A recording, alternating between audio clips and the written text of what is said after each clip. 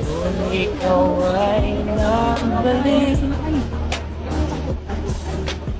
ulat uri ng iyong pananabik, na makita ang dating kanluran. Bantay pa, bantay. Wala pa gyapon si Maging. Pasindugay na ba? Sabi ka sulog ang water. Murag manang kunya. Bato hindi pink kali. Bato di kali. Sana. Sana irok mo. No, nairok mo, nairok.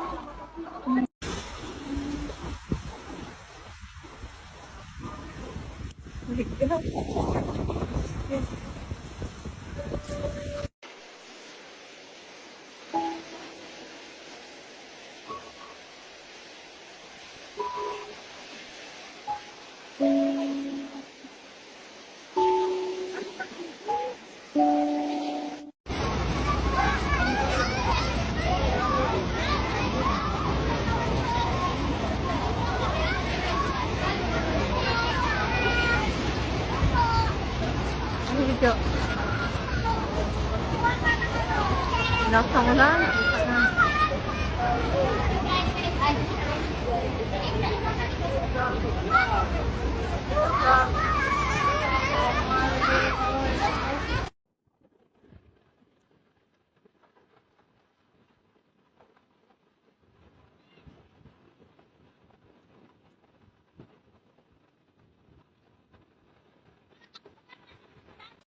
Magandang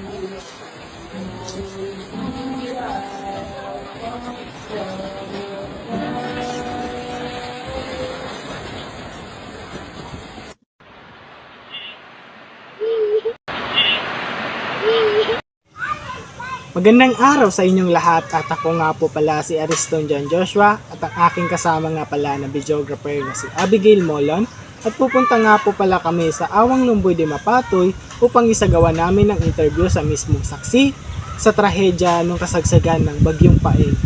So, ang Bagyong Paeng ay naganap noong ika-27 ng Oktobre taong 2022. So magandang araw po sa ating lahat. Andito po tayo sa Lumboy de Mapatoy upang makapanayam ang isa sa mga saksi sa nasabing trahedya. Si Ma'am Mercy Galaga. Si Ma'am Mercy Galaga. So, si Ma'am Mercy Galaga ang isa sa mga Galagar sa mga isa sa mga saksi during Bagyong Paeng. So, Ma'am, kamusta po tayo ngayon? Okay naman. Hindi pa rin na ano yung ano namin. Andun pa rin po. Nandun din namin Natatakpan pinawala. po. Tapat pa rin sa utak namin yung nangyari sa amin na pag ano yung maging panin. So, Ma'am, natatandaan niyo pa po ba yung mga nangyari noon? Pwede niyo po bang ikwento sa amin yung mga nangyari kung pwede lang po? Ganito, una-una, October 27, umuulan ng alas 6 hanggang alas 11. Pagka alas 12 na, doon na umatake ng baha, Bagyong Paeng. Tapos, yun na, hindi namin naramdaman na, sige, malakas na yung agos ng tubig. Hindi namin alam yung tubig na sa pertahan namin. Sige lang. Okay lang po. Medyo nakabahan na lang din kami. So hanggang ngayon, parang party kasi yung mga apo ko. May baby pa.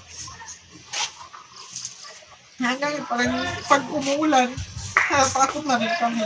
At yung mga bata, yung dalawa kong apo na nag-aaral nila yun, gusto ko maulan, pinapasok na nila yung mga gamit nila sa sako. Yun na, tumawid kami. Sulat din sa bahay namin na was out na hanggang dito ng COVID. Yan ang kami. Tapos ngayon, tumakas na kami, papunta din sa bukid yan, ganyan. Pataas na. Nga, alas 12 na yun. Ang gabi. 12 po ng ating gabi. Ating gabi. Alas 12 na yun, natulog talaga kami. Yan. Kasi, bang ngayon umuulan kumukulo ang mga bata sa Mela. Itim na naman, baka magbaha na naman. Hindi na, sabi ko, hindi na, malayo naman tayo. Kasi na, pag mag-ulan na, tahimik na kami sa bahay, hindi na kami umano. Pero yung Bagyong Paeng na yan, yung tubig niya, galing dyan, tapos parang pag ganyan ganit. Papunta dito. Tapos may dyan, nakaharang yung bahay namin. Alam ko na yung bahay namin na nagpadahan-dahan na paakyat-akyat na was out ng, wala nang bahay na na.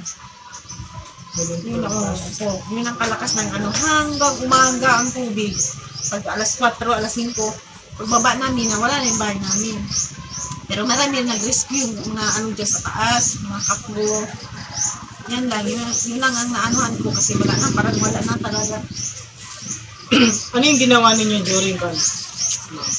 Pagka 29 ng alas 2 siguro, ng pag-bakwit, pag 29 ng 28, 29 ng tanghali sumalas 3 na, pumunta na kami sa evacuation. Saan po kayo nag-evacuate? Awang Elementary School. Tapos yun naman, yun na yun. Di na kami.